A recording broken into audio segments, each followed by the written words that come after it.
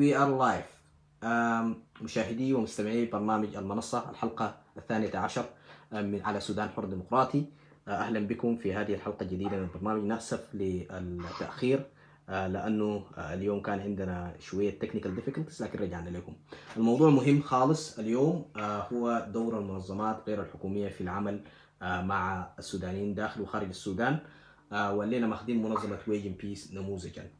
قبل ما نبدأ نقول لكم برنامج المنصة هو عبارة عن منتدى تفاكري يتم فيه طرح القضايا السودانية في المجالات السياسية الاجتماعية الاقتصادية والثقافية، وأخيرا وليس آخرا في المجالات الصحية. And then I think I might switch to English. So guys, الليلة أغلب الحاجة بتاعتنا حتكون in English، ولأنه نحن مستضيفين اثنين من ضيفاتنا، في واحدة اسمها مادي كراوثر والثانية اسمها سونيا مايلي. So we're going to use English again just to conduct this interview, but hopefully we'll provide another version, hopefully with subtitle in the next few days. Sonia, Maddy, we are very happy to have you today, both on the platform and our Sudan Democratic Facebook page. Before we start, and as per usual, just a quick intro about the program. It's a platform which provides a space for all to discuss issues of concern to Sudan. So we have the political issue, we have social, economy, culture, human rights advocacy, and other aspects of Sudanese life as well. Most importantly, I think health. So over the last few days we discussed, we've hosted a couple of doctors from London and also from Sudan to talk us about critical preparedness and readiness of health system to dealing with COVID-19. We hope you are all safe and sound. Back to our regular schedule, Maddy and Sonia, we are very happy to have you today. Welcome, and I'll pass the mic to you, Sonia, at the start to greet our audience. So Sonia. Okay, well, firstly, Assalamu alaikum. Thank you so much, Osama, for setting this up and inviting us onto this platform. It's an absolute pleasure to be here, and feels really exciting to be able to speak to everybody here in the UK and in Sudan. So hello to everybody, and we're really looking forward to this chat. Thank you very much. Maddy. Yeah, I can only add that. Thank you so much for having us. This exciting opportunity. We don't often get the chance to talk to so many people at the same time. So we're hoping this is the start of a conversation. We're always here to talk and listen. Thank you both. What I'm currently doing, actually, I'm just sending the link because so many people are they asking when are you guys starting? Are you starting today? Are you starting tomorrow? No, we're starting now. We are live on Sudan Libdem channel. So the way that I want to start this is, can you please talk us about the waging piece? When was it found? Why? And where the connection of Sudan came from? I'll pass it to Sonia. Sure.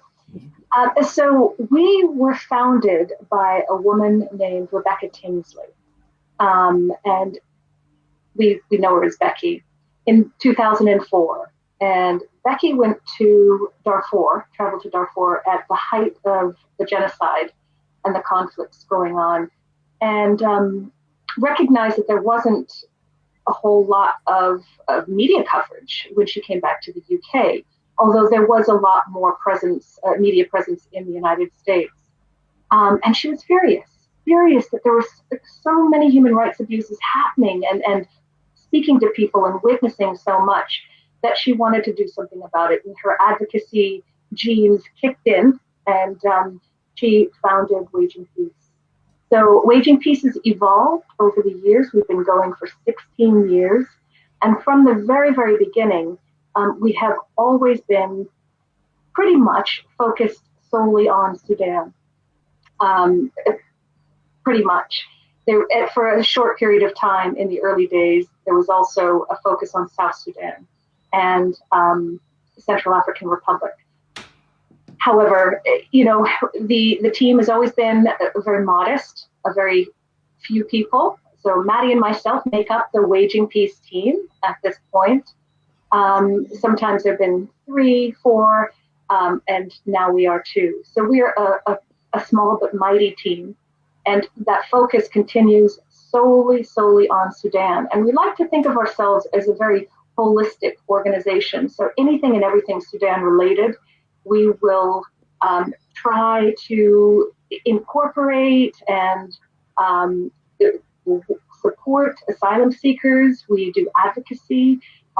We've campaigned. We have been very vocal to the former Sudanese regime about human rights abuses that everybody knows so well. And really our mission here in the UK is that we support Sudanese refugees, asylum seekers, and the wider diaspora to live meaningful lives here in the UK. So that's our mission statement. Excellent. So Maddy, if I come to you and just ask the question about the connections with Darfur, because I know that I've been dealing with Waging Peace for a long time, and I know that the focus was very much on Darfur back in the day. So also talk to me a little bit about that, and also the connection with the Nuba Mountains. Yeah, so we really started our work on Darfur, as Sonja's explained, but we quickly worked out that there were a lot of Darfuris here, but there were also others in the Sudanese community who felt that they needed a voice as much as the Darfuris. So we've always looked to those other communities for support as well, and brought in other issues. But Darfur was our origins. One of the huge communities that we started working with a lot is the Nuba community, as you've just highlighted. Obviously, post-2011 in particular, we started seeing real egregious human rights abuses there, including aerial bombardment, targeted and indiscriminate. So hospitals were sometimes targeted, but also barrel bombs were used. And so we were trying to raise awareness of that, and also incidents in Blue Nile. So we quickly became apparent that you couldn't really focus on just one set of issues. If you were going to talk about Sudan, especially to UK policymakers, you needed to bring in the 3 areas and different conflicts. So that's why we took that focus. Though the number of people that we deal with who come to the UK as asylum seekers from Darfur means that is always a kind of priority area for us. Yeah, thank you very much. So this is a question to both of you. I can't throw this question. I didn't know who to throw this question to, but please feel free to jump in. I ought to take you back a little bit, especially Waging Peace, back in the memory lanes, and particularly at the time and the era of Bashir government. And particularly the time of the embassy here and previous ambassadors of Sudan. I remember looking at a local newspaper in Sudan over the last few, I can't remember the exact day, and I see that people, or whatever, it was a pro-government newspaper, and it was talking about Western organization and NGOs, involvement, meddling in Sudan and what have you. And I remember Waging Peace name was cited in one of these newspapers, and I'm sure that you guys may have a copy of that or so.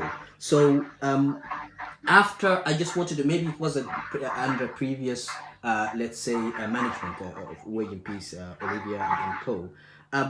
Once you hear something like that, as a government or a government officials mentioning your name of the organization, in a negative way, how will that change your way, your mission statements, or your way of working? Does that put you guys a little bit off, or make you more determined to kind of continue the work that you're doing, or do you classify it as free publicity as well?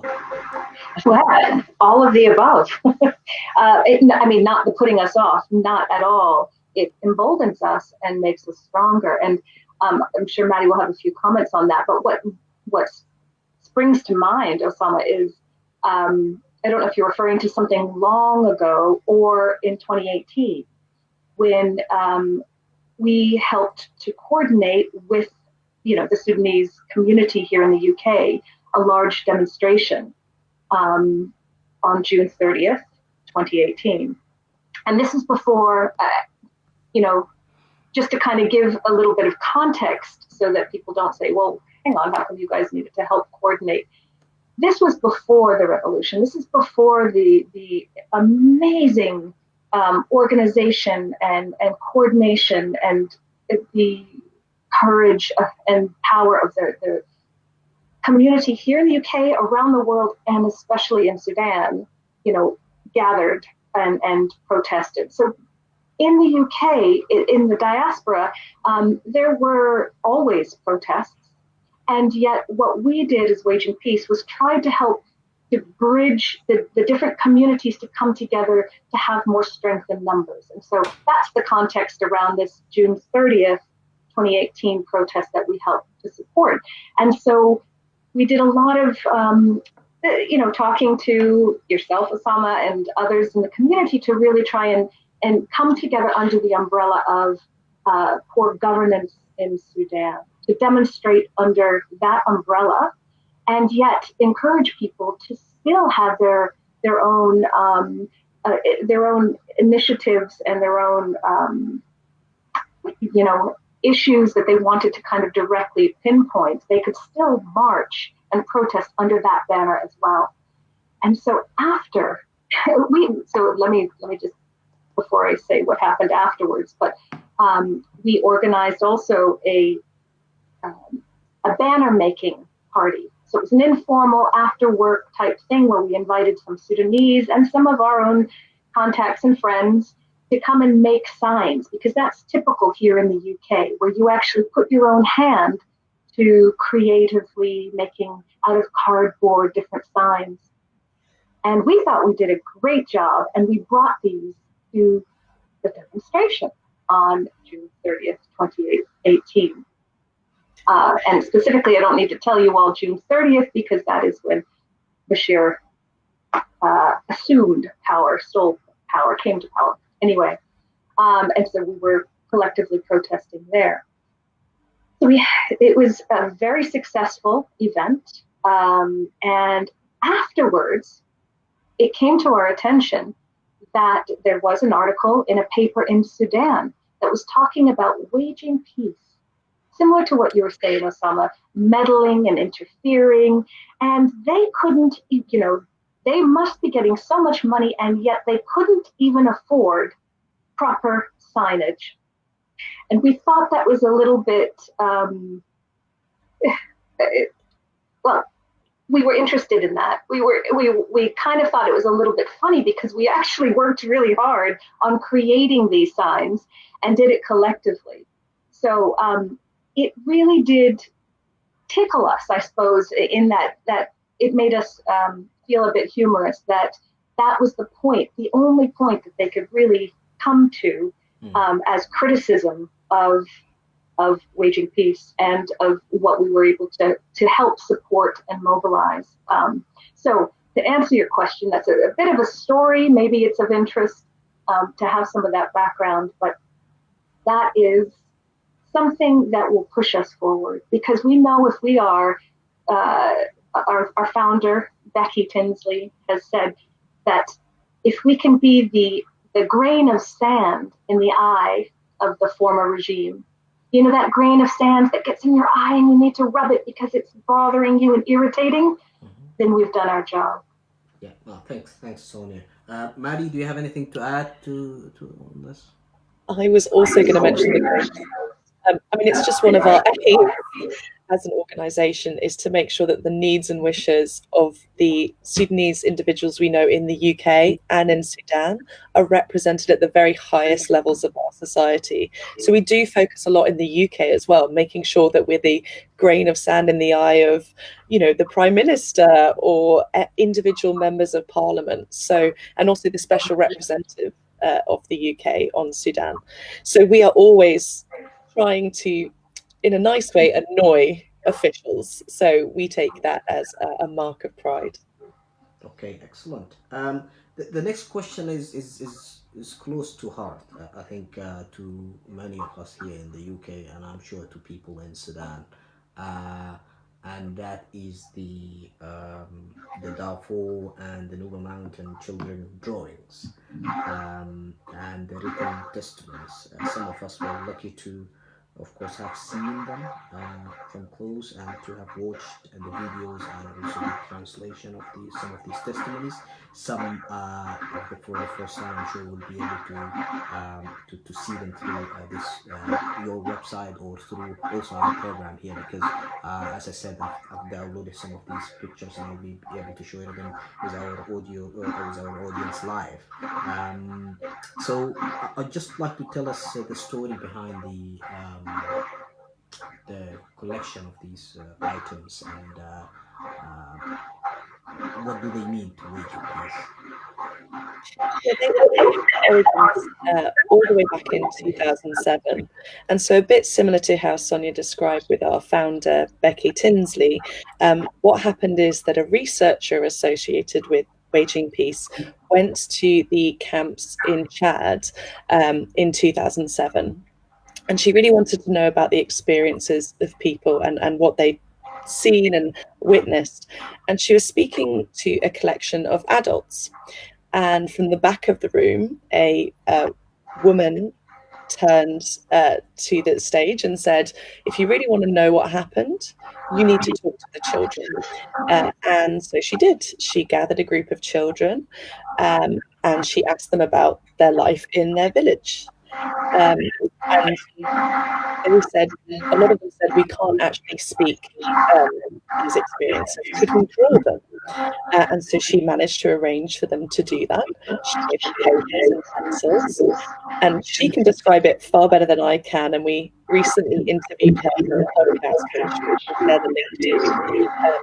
But she said that the first child that handed her a drawing, she had to fight back tears. She had expected just images of their village life, but what she got back was their experience of the conflict.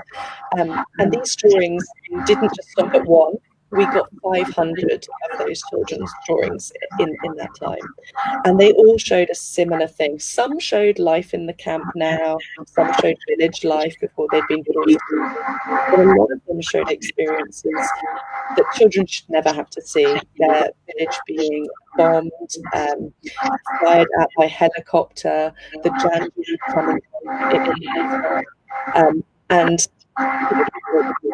raped, looted, villages being burned, wells being poured.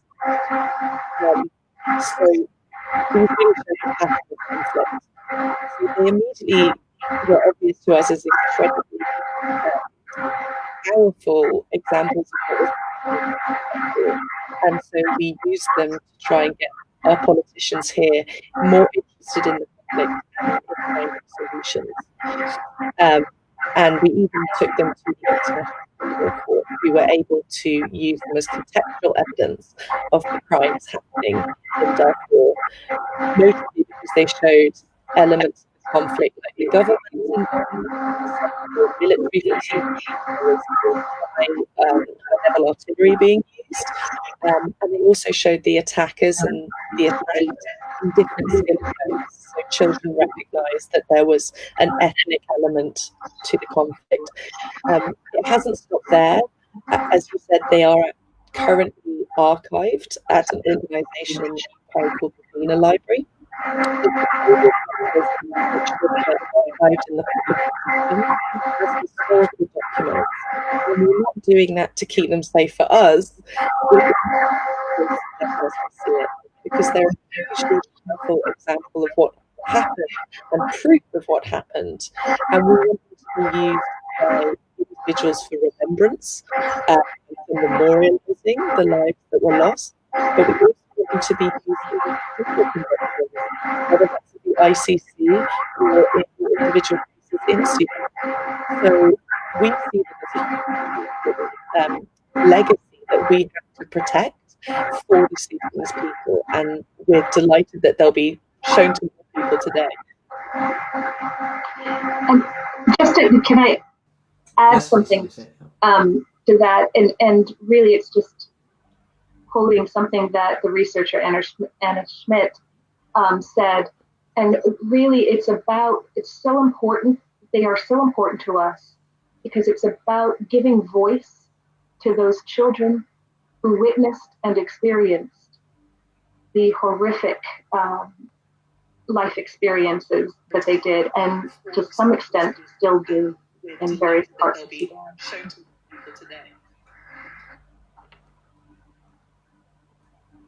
Excellent, thank you, Sonia. I've got a question. We can't hear you, Osama, if you're here. Can you hear me now? Yes. Okay, excellent. So I've got a question that was sent to me yesterday, and it is related to a period which is between 2015 to 2017, and the question says that is it fair to say after 2017 to from 2015 to 2017, Her Majesty's government in the UK here dropped their interest in Sudan, and also did this was followed suit by some of the organizations such as Wage Peace, they said, and from there they've gone to adopt issues that is concerning the whole of the country rather than issues that are regional that they were representing before. How do you respond to that? I think I would definitely agree that the UK government's position really changed around the period of the so-called strategic dialogue.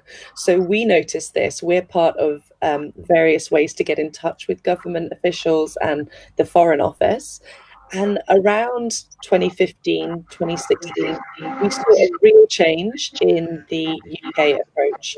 Up until that time, we would bring examples of human rights abuses to them, policy thoughts and suggestions, and we would receive really a welcome stage to air that with them. Whether that was us as Waging Peace or other organisations. And then when they started engaging with the government, we noticed that they were so we would still bring the same information to them and be robust in that, but we would meet with a kind of they didn't really want to hear the same things, and when they did, they said, "Oh, when we have our dialogue meetings, we'll discuss that." Apparently they weren't making as many statements even about abuses that had occurred in various regions. So a lot of that work was going on during that time.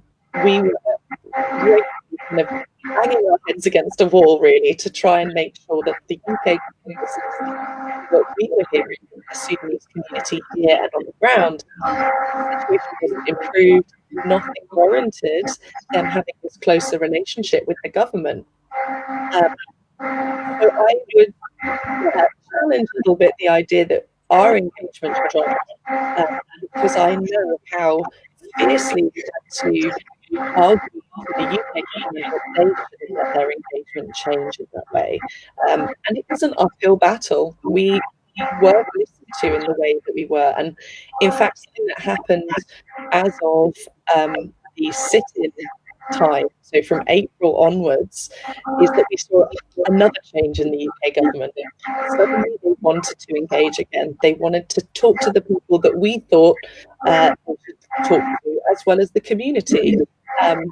So we suddenly were kind of pushing at an open door in a way we weren't before. So yeah, I think there was definitely a change.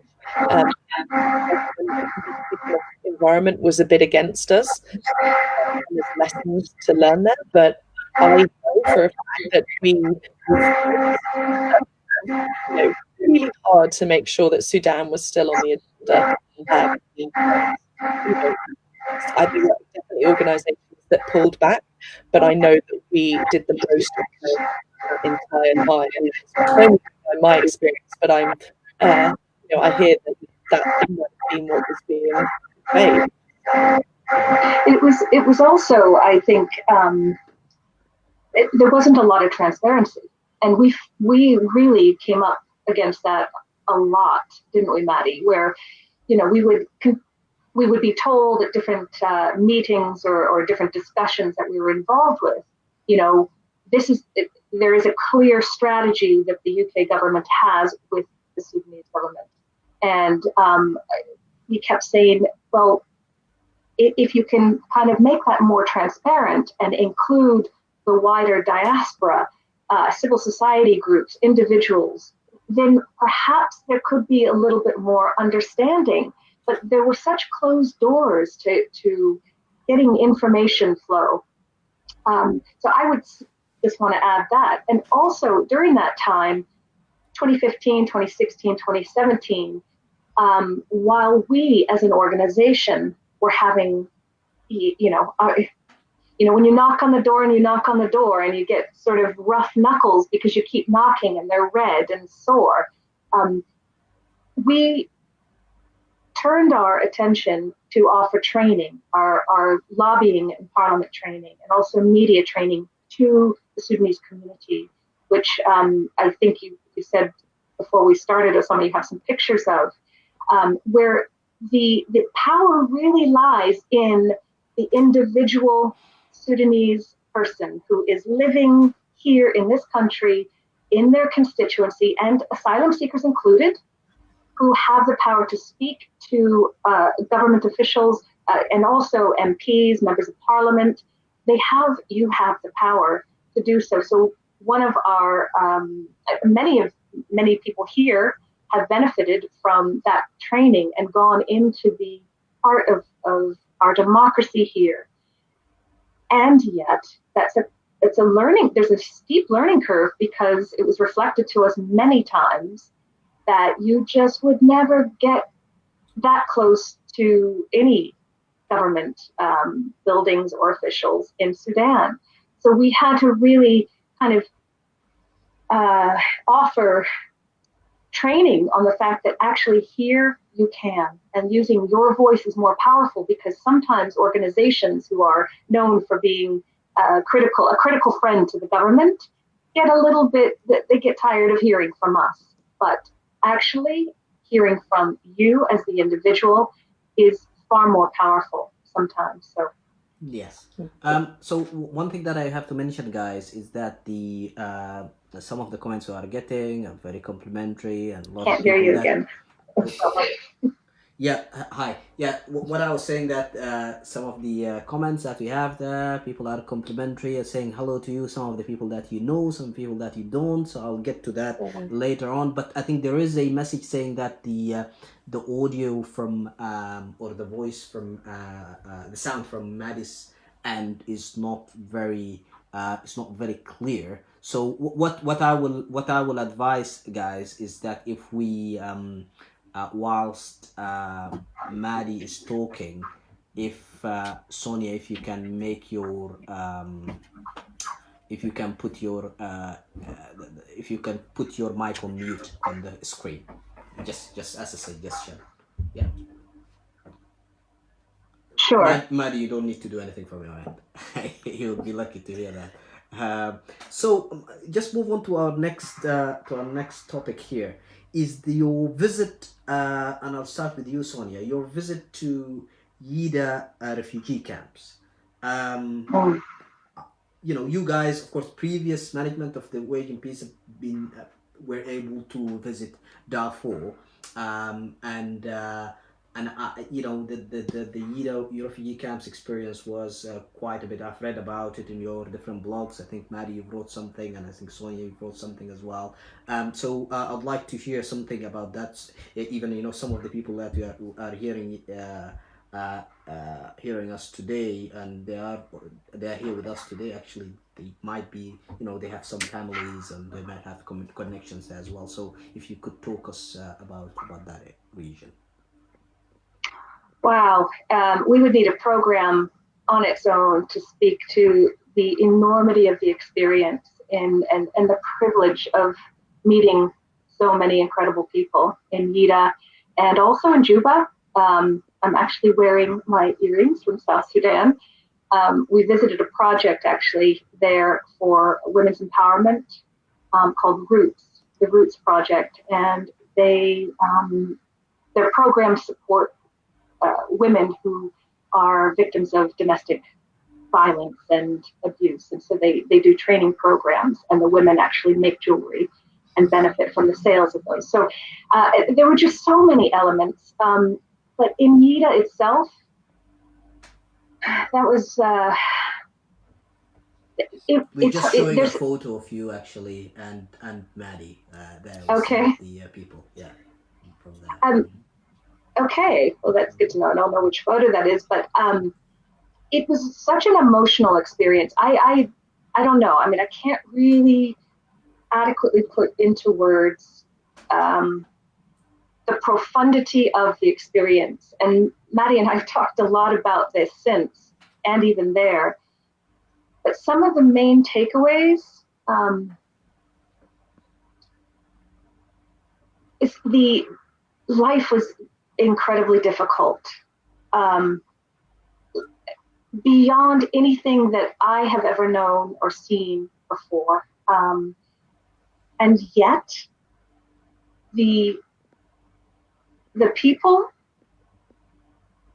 were so gracious that we met. There was a real hunger to engage, a real to engage meaningfully, to really get to know us, and to learn a little bit about who we are, and to share aspects of themselves and their, the culture there. It was extraordinary, really extraordinary, meeting the camp chairman and other leadership amongst the camp. We also had the privilege of visiting the project from the UK charity Green Kordofan that does a sports project in YIDA refugee camp for children, led by the director Raja Jibril. So the youth there that we came in contact with and engaged with and talked about life for them, what was it like to come together with the project, and some of the young people were saying, I didn't ever know anyone from different tribes until I came to YIDA and Green Kordofan and started these sports programs. I didn't know anyone outside of my own tribe. There was a young man who told us that he had aspirations to become the first Nuba World Cup. Wait, I'm not a football fan, so I don't. He wanted to be in the World Cup, the first Nuba in the World Cup. They were just. It was, the more relaxed we were, the more we were able to just engage on this human level that wasn't about, you're here to help us in a humanitarian sense. We were there to really carry forward their message. They asked us to tell the world about their suffering and about what was happening still, and that's what we really wanted to do. We tried to do. I don't know if we've done justice even the slightest bit, but that was the aim, and we still try that. We still include in the narratives that when we're talking about the mass atrocities and the apartheid or double apartheid, some have said, in the Nuba Mountains, we still try and speak to the suffering there and carry out the message from the people that we met. And I'm so humbled to make some friends. Excellent. Thanks, Sonia. Maddy, definitely before moving on to the next question, I'll let you speak about this. Sonia, if you can just mute at this point your computers kind of like, yeah. Excellent. Hoping this is better. I'm sorry about the quality of my audio. That's much better, actually. Yes. Okay. Yeah, I think Sonia said that beautifully. I mean, there's so many things I won't get from that, but being told stories out was a powerful thing. But also being told the real basic needs that people wanted us to talk about. Often they wanted to talk about the resources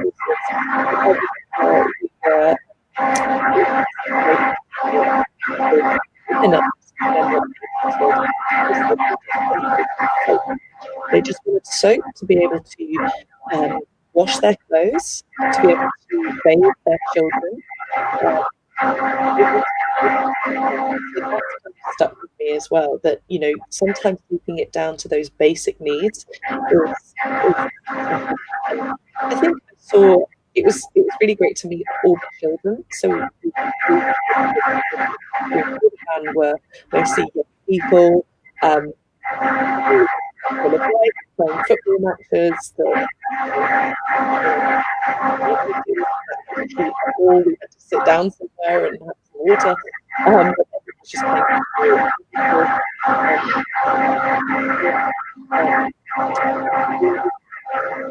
you know, I kept thinking about the people we knew back home from that area and kind of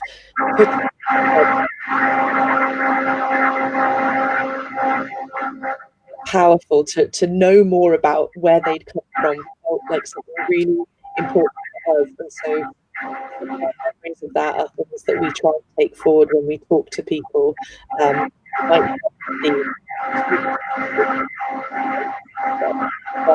some of the experience then, you know,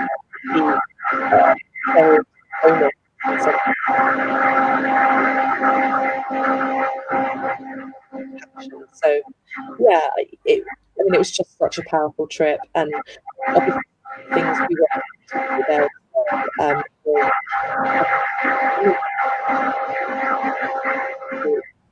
So again, with very little prompting, we didn't say draw us a picture of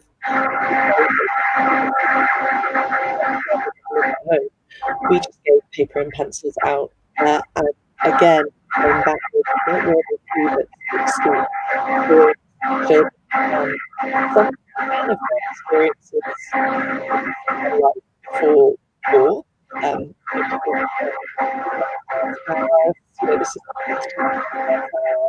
this is a new business, obviously all those terrible experiences of goes out in detail for us. So we using those drawings now.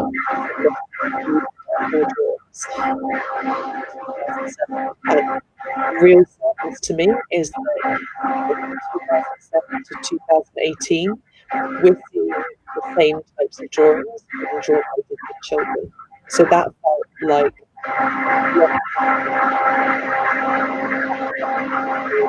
something we've been trying to get the people that we know in government and so on to think about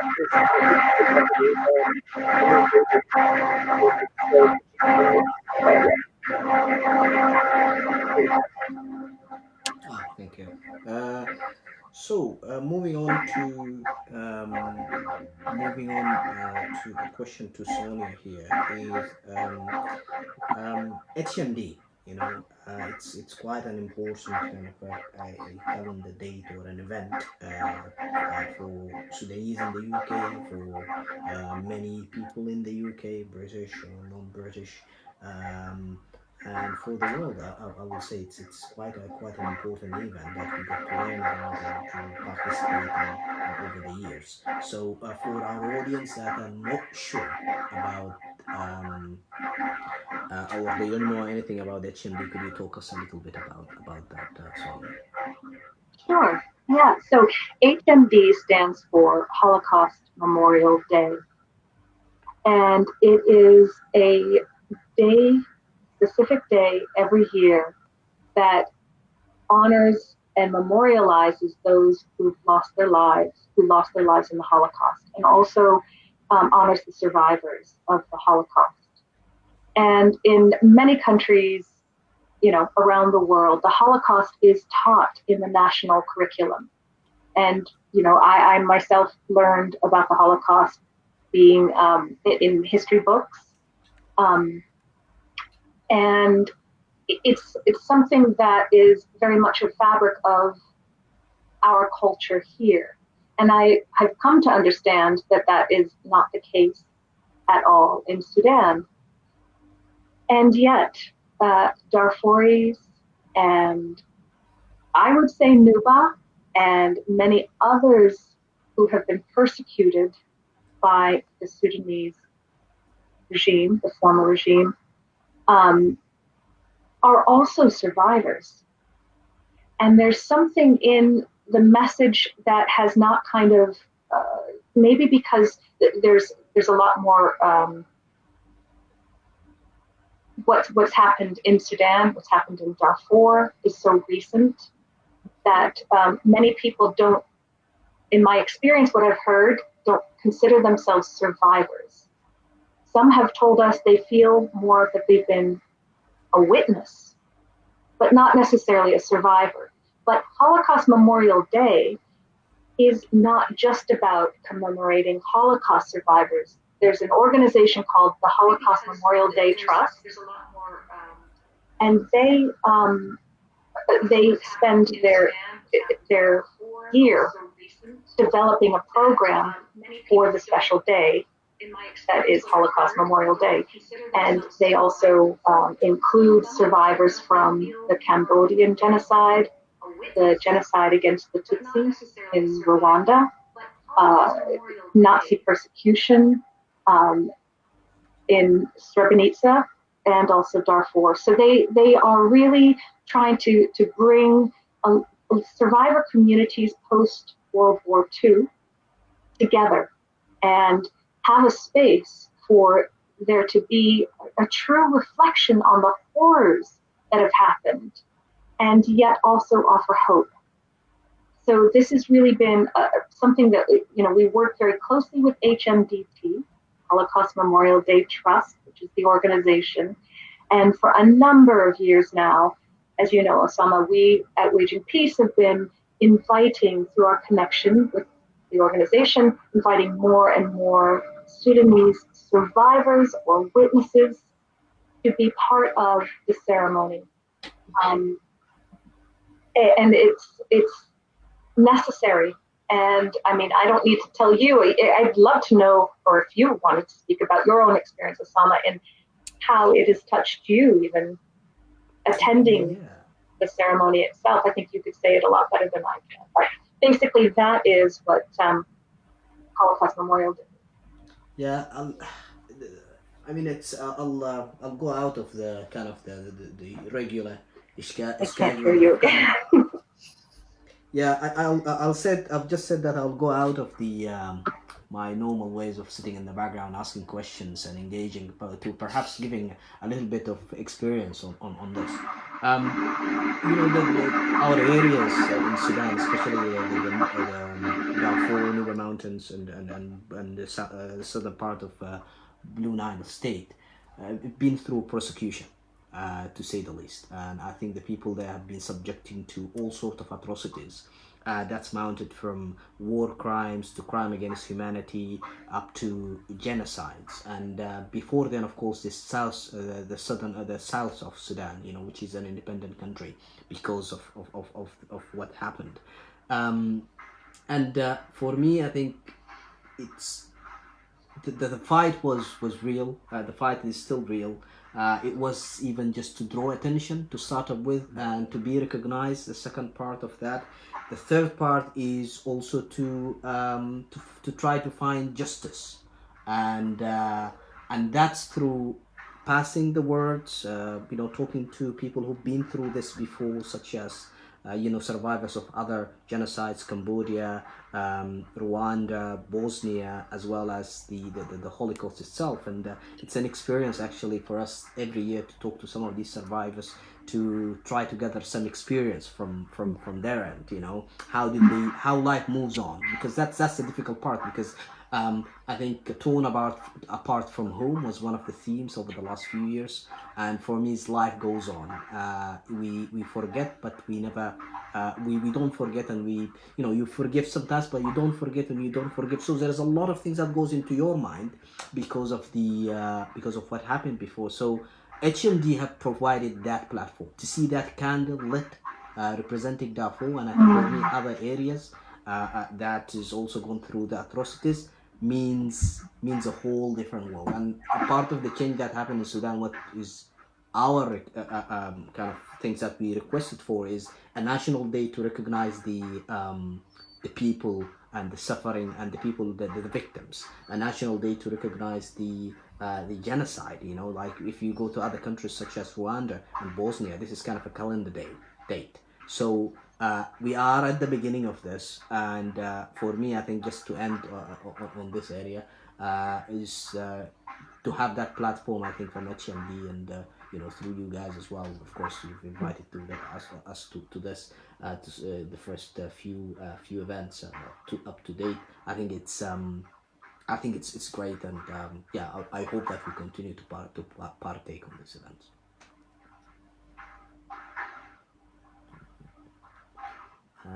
Thank you for saying that. And just to add, I know it's a difficult conversation. Many people listening in Sudan may be thinking, oh, this doesn't quite gel, because we're taught different things, they're different cultures.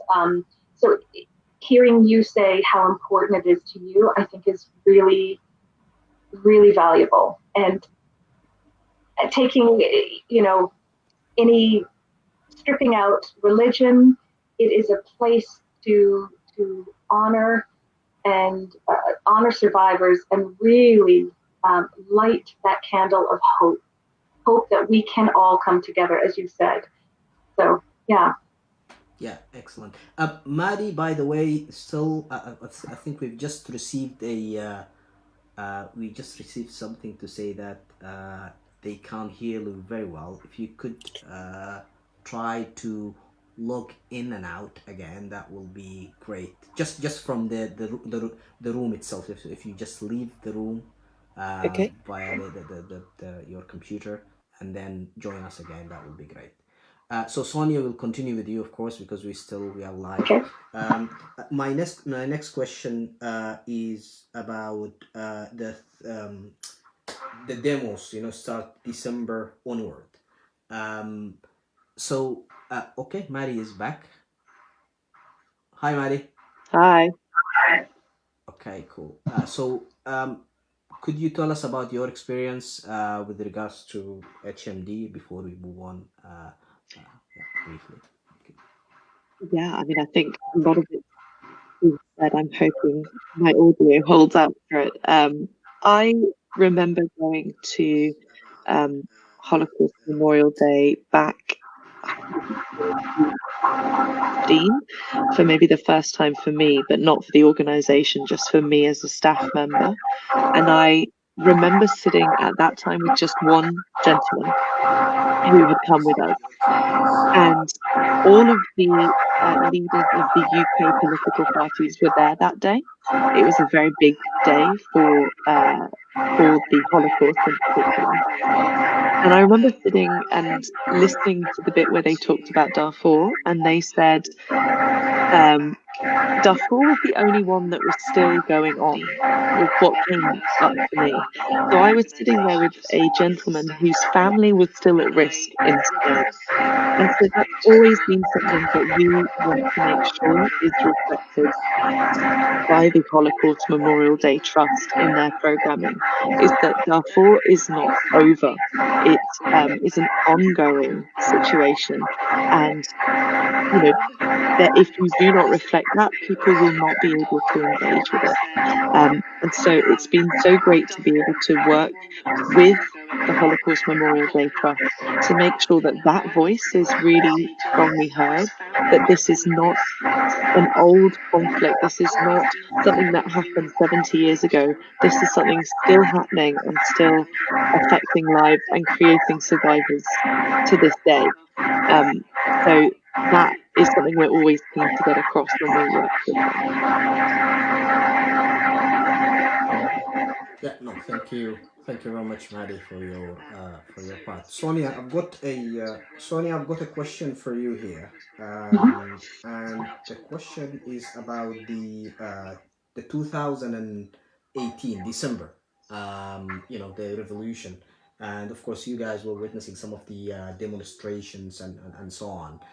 One thing that I wanted to know is that how that differ to the to previous demonstration that you have attended, because you guys done, of course, the 30th June and so on and so forth. So for me, did you notice any difference? I mean, of course, we, all Sudanese that were participating, but from your experience and your dealing with the work that we see in the previous demonstrations, December onward, December 2019 onward.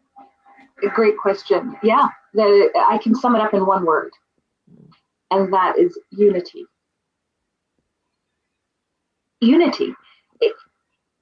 People here in the UK got behind the protesters, the demonstrators in Sudan, and it somehow, for the first time in my experience, since I've been with Waging Peace for 5.5 years, it was the first time I didn't hear about so-and-so from that group or that community or that tribe. It wasn't fractious. It was, let's all do this. We all need to do this. We all need to come together and move, move the forces to the success, which was to overthrow Bashir and the regime. So it was extraordinary to actually see that, to feel that, and to watch it, and to be a part of it, because it meant that there was a lot more energy and a lot more momentum for people to gather strength. And I mean, Maddy and I have humbly been experiencing and living through some of, I don't want to say that we know exactly what Sudanese people have gone through, but in our capacity with Waging Peace and focusing on Sudan, we went through a tiny bit, and it was humbling to see the power and the force of the people and the unity and the togetherness. And that was the biggest difference. People started having difficult conversations. They started to make sure that they were, not leaving other groups out, because it was so crucial that people came together.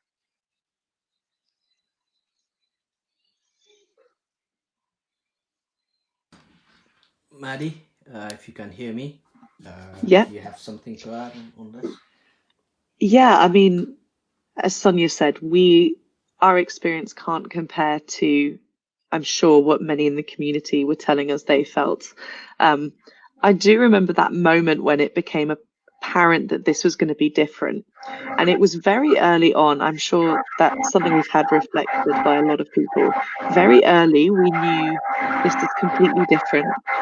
This isn't going to stop until those goals are met. And so, as of January, that was our strong belief that was what was going on, even as of December. But January is when we could really put our attention to making sure others saw that as well. I do remember the moment that stands out to me is that when everyone in the crowd started chanting, "We are all Darfur." I remember that being felt like a turning point for me, because up until then, it didn't feel like maybe that people were paying lip service to unity without having put in the work to have that conversation. And that felt so powerful when that was being chanted to me. I mean, I can't speak to how it felt for others. And I think what Sonja said about having that conversation about identity and belonging and what it means to be Sudanese, and what it means to be Sudanese for different people, because it's a very different experience that others have had.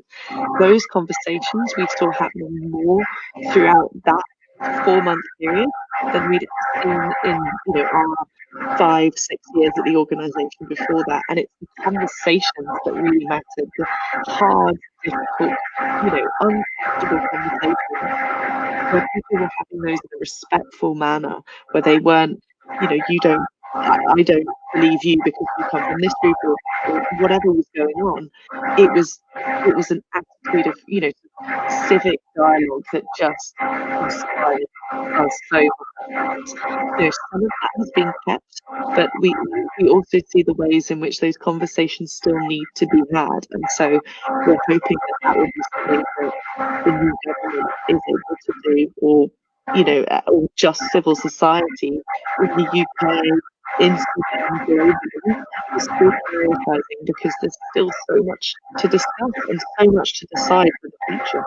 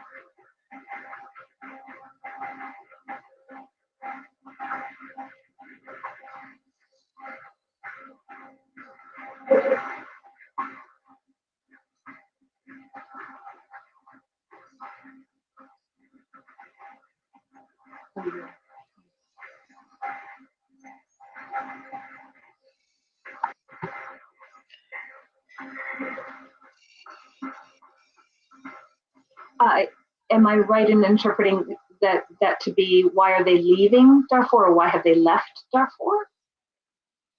Yeah, that's a $1 million question. I think part of the answer is that the former regime made it very, very difficult to operate in that environment, extremely difficult.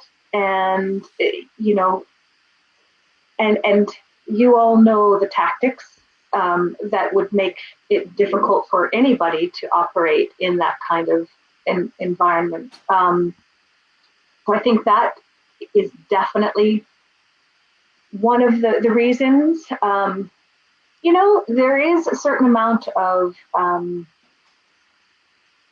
prolonged exhaustion with long-term conflicts. And I don't know if some of the reason is that people just got burned out. That could be. Now, maybe Maddy can weigh in a little bit as well here, but I think that there has been a lack of collective will as well from the international community to really step up and really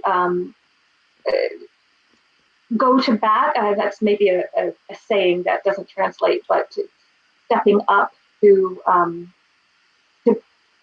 stay and fight for the people in the refugee camps in Darfur and in Chad.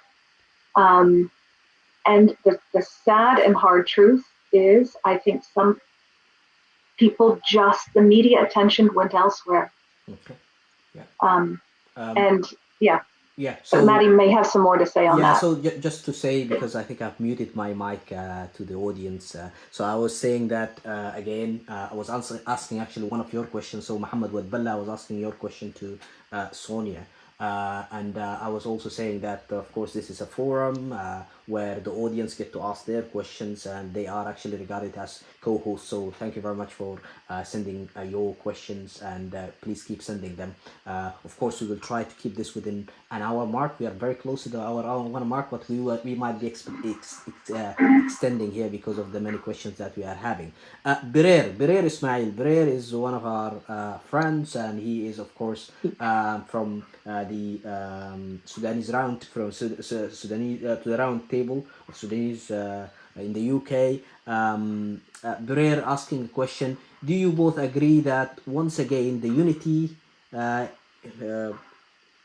unity is very much in demand to put things right?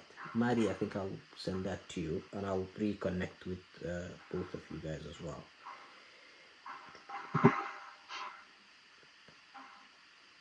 I don't know if anyone out there can hear, but Osama has dropped, and so, here we go.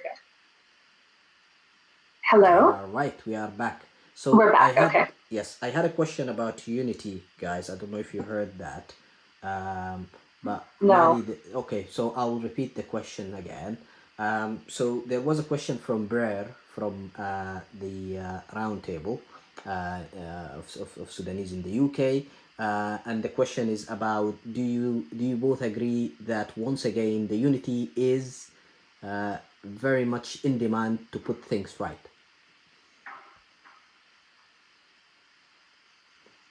Can you guys hear me? Yeah.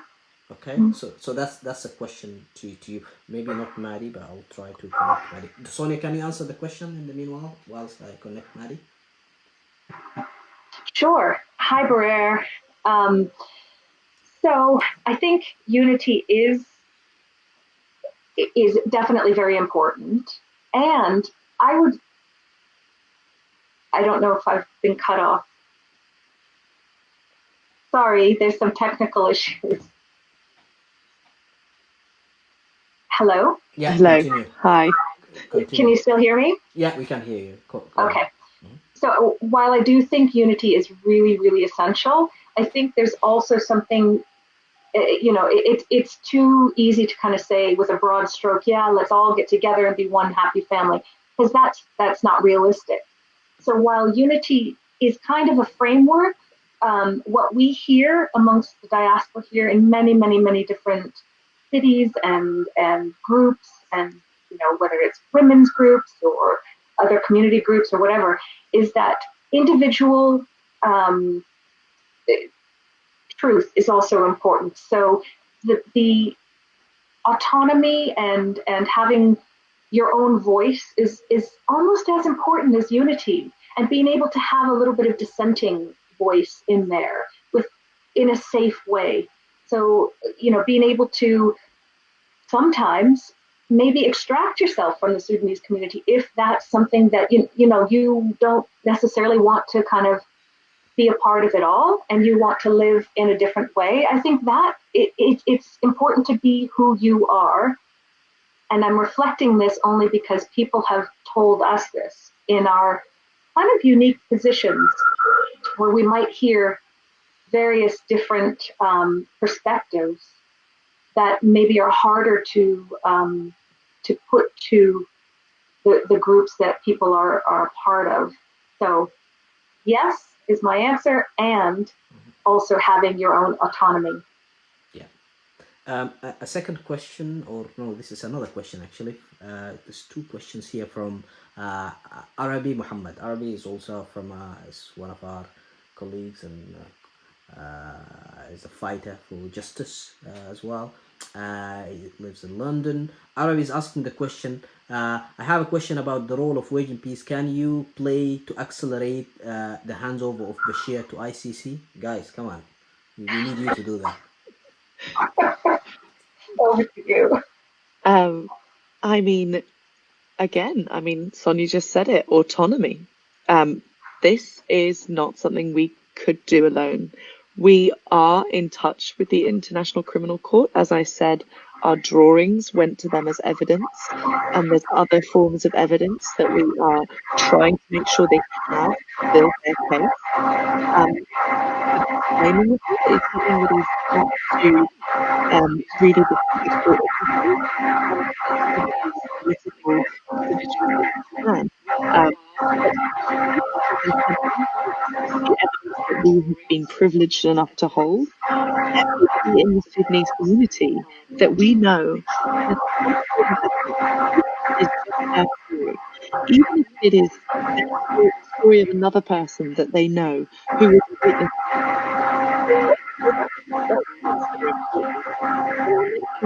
The Vina Library earlier.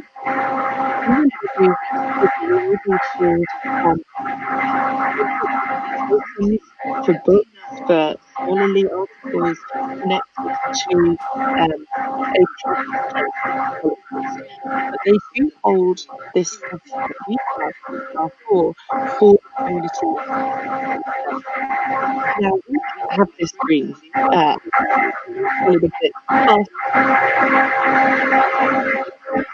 the Vina to be for the community that was affected by that conflict to start putting together the items they needed to remember what happened and to build cases like the one at the ICC. And our dream is in the UK, in another diaspora place in Sudan, information they know they have, that it will be safe and used for people to remember what happened. And so, yes, and this is not something that is left to the experts in the room. You know, you don't need to be a legal expert to do this. Right? And a personal responsibility if you see it like that, and if there is guidance that's needed, then you can find experts, and we would be happy to do on that. But, we have our role to play, but everything. Okay, so there is a question here from a certain one, Muhammad Ishaq, the one and only Secretary of Darfur Union, General Secretary of Darfur Union in the UK. Muhammad, good evening, and Muhammad is asking a question. We can't hear you. Yeah, so there is a question from Muhammad Ishaq, the one and only Muhammad, the Secretary General of Darfur Union in the UK. So Muhammad, question is there any way for the international organization to retain to rules on especially refugees, refugee camps, IDP camps, to assist them on the field? And also, I will tie this question. Sonia, can you hear me?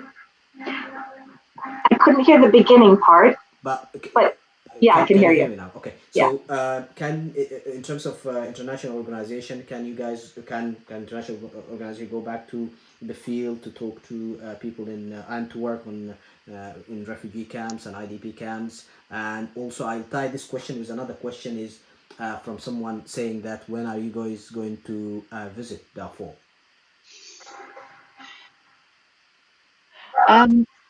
So in terms of how to get organizations back involved, I think in some cases it would be enough just to go direct to the organizations that you think should be involved. But I would question some of the need for their involvement before people know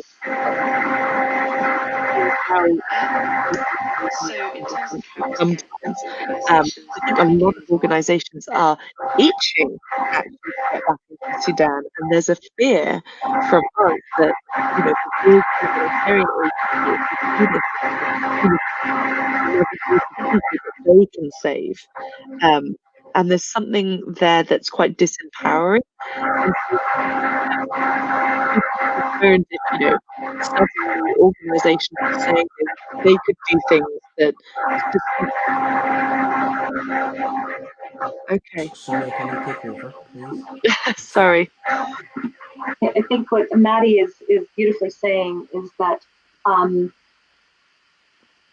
really the organizations that are there and have capacity and may have capacity, I can't speak for them, but may have more capacity to go back into Sudan, that questioning what it is that you're really needing from the organizations before the approach is made.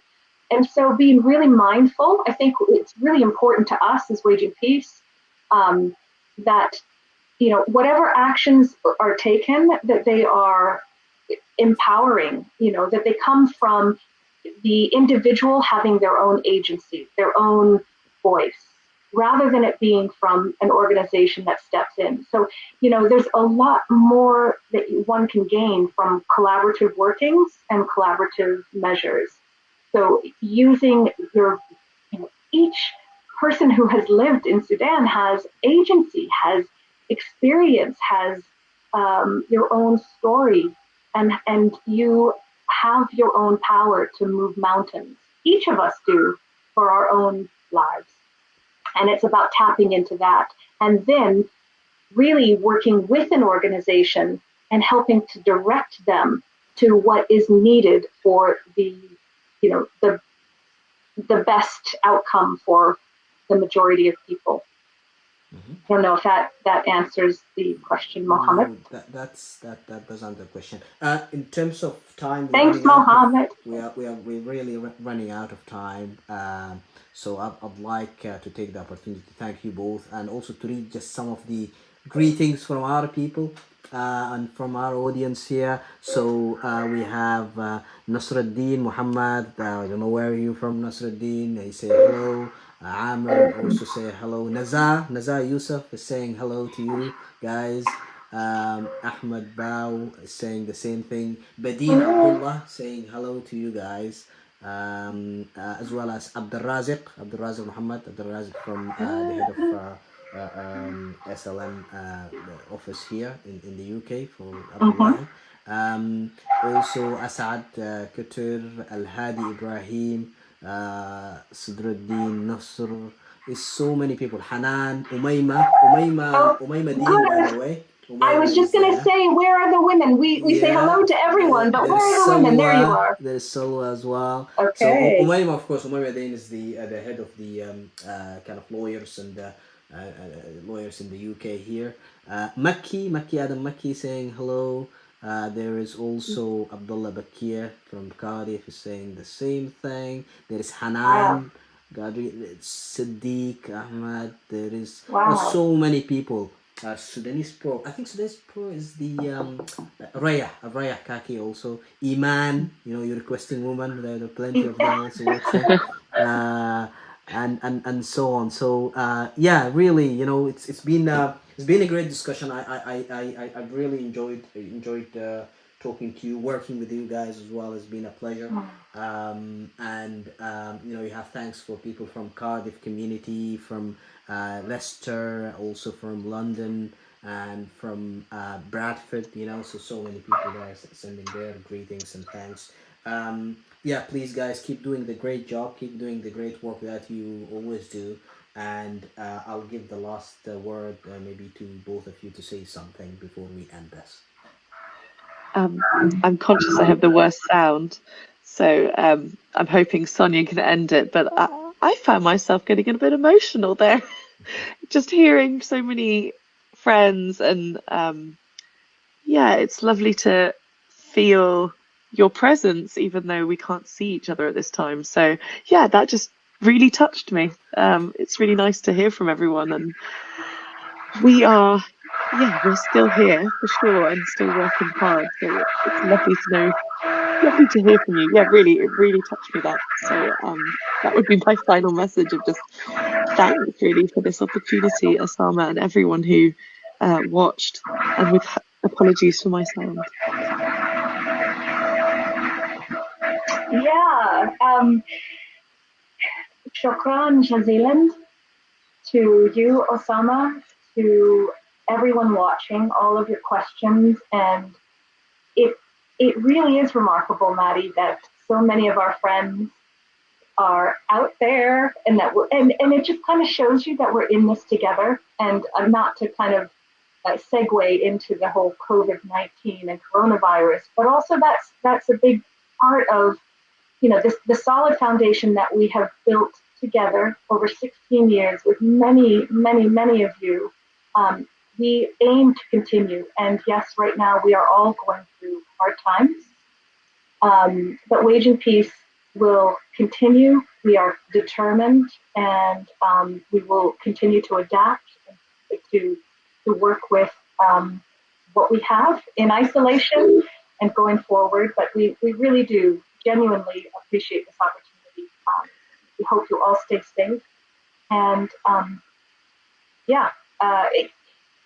I think I can speak for Maddy in that somebody said that once you drink the water or near the Nile or from the Nile, you are more Sudanese, something like that. I probably have not said that right, but there's a huge part in my heart, and I know Maddy has said this, that has Sudan, imprinted. So we thank you for the privilege of being able to work with you all.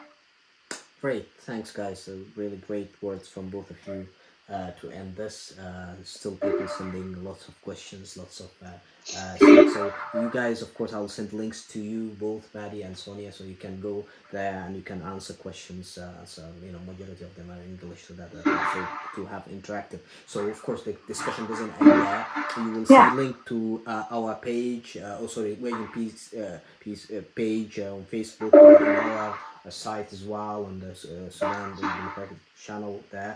So you will be able to talk to them, guys. And also we continue our coverage. Tomorrow we have another show, and we are hosting Dr. Marwa Jibril. She is going to talk to us about the latest about COVID, social distancing and isolation, and the kind of the mental side of this as well, guys, because it's difficult to define the norm. We as human beings are social beings, so we'll be hosting Sonia and then Salam in the next few days as well. So our program tomorrow is at 2 p.m. UK time, and today now I'm switching to Arabic as per usual. شكرا لكم يا مشاهدين سودان حر ديمقراطي. اليوم كنتم معانا، يعني اتحفتونا بالاسئله، ومش كتر خيركم كتير. برير وكل الناس، احمد اسحاق، كل الناس الموجودين، عبد العزيز، عبد الرحمن. جزء من الكلام اللي اتكتب ده ناس ويجن بيس حيجوا يردوا عليه، لانهم يعني عاملين لايك لصفحتنا برضه. تومورو بكره عندنا مروه جبريل، دكتوره مروه جبريل، حتيجي تتكلم لنا عن كوفيد 19 وكورونا فيروس، و يعني بعض النصائح برضو، وبعض يعني اخر التطورات في هذا المجال من ناحيه how to cope with it، وبرضو بعض النيوز from السودان. شكرا لكم جزيل. ننهي دائما كما قاعد ننهي كل يوم بالفاينل مسج: keep safe, keep well, stay at home. التزموا بالارشادات المنزليه والارشادات الارشادات، وبرضو الحظر اذا موجود، وربنا يرعاكم. شكرا جزيلا.